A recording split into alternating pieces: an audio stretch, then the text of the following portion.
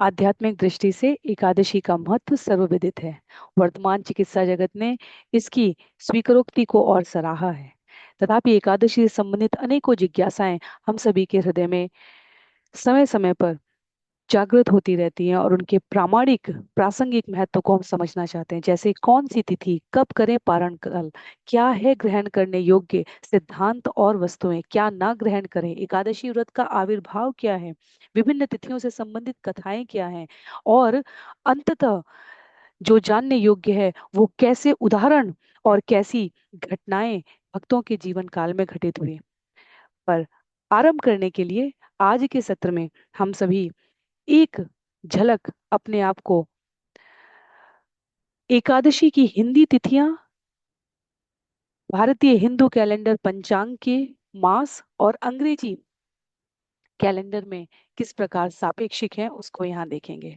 तो जैसा हम जानते हैं प्रत्येक मास के कृष्ण पक्ष और शुक्ल पक्ष में दो एकादशी पड़ेंगी, और अंग्रेजी और हिंदी कैलेंडर के अनुसार यह सबसे सरल तरीका है एकादशी की तिथि हिंदी मास और अंग्रेजी महीने में। उत्पन्ना एकादशी मोक्षदा एकादशी नवंबर दिसंबर है, जो हिंदी के अनुसार मार्गशीर्ष कृष्ण और शुक्ल पक्ष में है। सफला एकादशी और पुत्रदा एकादशी सामान्यतः दिसंबर जनवरी और जो पौष कृष्ण पक्ष में और शुक्ल पक्ष में पड़ते हैं। इसी प्रकार षटतिला एकादशी और जया अथवा जिसे भैमी एकादशी भी कहते हैं वो माघ कृष्ण और शुक्ल पक्ष में और अंग्रेजी कैलेंडर के अनुसार जनवरी और फरवरी में आती हैं। विजया और आमल की एकादशी फाल्गुन कृष्ण पक्ष और क्रमशः शुक्ल पक्ष में आती है, जो अंग्रेजी महीने के अनुसार फरवरी और मार्च में है। पाप मोचनी या पाप हारिणी एकादशी, कामदा एकादशी, ये दोनों चैत्र महीने के कृष्ण और शुक्ल पक्ष की एकादशी हैं, जो सामान्यतः मार्च और अप्रैल महीने में आती हैं। वरुथनी और मोहिनी एकादशी वैशाख के कृष्ण और शुक्ल पक्ष में आती हैं, जो अंग्रेजी महीने के अनुसार अप्रैल और मई में आती हैं। अपरा एकादशी ज्येष्ठ कृष्ण पक्ष, जो मई जून है, और साथ ही प्रसिद्धतम पांडव निर्जला एकादशी इसी ज्येष्ठ मास के शुक्ल पक्ष में अर्थात अंग्रेजी कैलेंडर से मई जून में आती है। योगिनी एकादशी और देवशयनी एकादशी आषाढ़ कृष्ण और शुक्ल पक्ष में, जो सामान्यतः जून और जुलाई का मास है अंग्रेजी कैलेंडर के अनुसार। इसी क्रम में कामिका और पवित्रोपन्ना एकादशी श्रावण कृष्ण और शुक्ल पक्ष में अंग्रेजी महीने के अनुसार जुलाई और अगस्त में पड़ती हैं।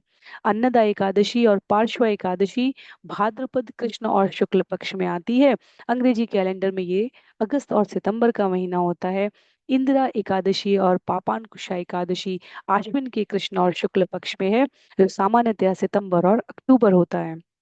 रमा एकादशी और उत्थाना एकादशी कार्तिक कृष्ण पक्ष और शुक्ल पक्ष में क्रमशः, जो हर वर्ष हम सभी अक्टूबर नवंबर में, जिसे हम कार्तिक महीना दामोदर महीना भगवान श्री कृष्ण का अतिशय प्रिय महीना जानते हैं, और अनेक अनेक व्रत उपचार तीर्थ स्थान भ्रमण करने का प्रयत्न करते हैं। इसकी अतिरिक्त क्योंकि भारतीय पंचांग चंद्र की गति के आधार पर है, तो इसलिए अधिक मास प्रत्येक 3 वर्ष पर आता है, और दो अतिरिक्त एकादशियां जो आप यहाँ पर देख रहे हैं, परमा एकादशी और पद्मिनी एकादशी, वह अधिक मास के कृष्ण पक्ष और शुक्ल पक्ष की एकादशी है।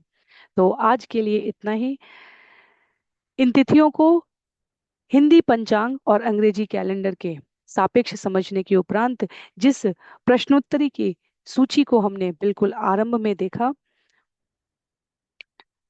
जिसके अनुसार वास्तव में एकादशी का उद्देश्य और सिद्धांत क्या है, एकादशी और वर्तमान स्वास्थ्य विज्ञान का क्या संबंध है, शास्त्रीय आध्यात्मिक स्वास्थ्य दृष्टि से एकादशी पालन न करने के क्या परिणाम है, शास्त्रों में एकादशी की महिमा के लिए कहाँ क्या उद्बोधन दिया गया है, एकादशी व्रत की तिथियों के नाम क्या हैं, एकादशी व्रत की तिथि और पारण काल का समय कैसे निर्धारण करें, एकादशी व्रत के पालन में क्या ग्रहण करें क्या ना ग्रहण करें, वास्तव में आध्यात्मिक दृष्टि से एकादशी का आविर्भाव हुआ कैसे, इससे संबंधित विभिन्न कथाएं, इसका पालन करने वाले विभिन्न भक्तों के उदाहरण, और हम ब्रह्म मध्व गौड़ीय संप्रदाय के अनुयायियों के लिए चैतन्य महाप्रभु और श्रील प्रभुपाद से संबंधित, भक्ति विनोद ठाकुर महाशय से संबंधित विभिन्न घटनाएं क्या हैं, उसे किसी अन्य सत्र में।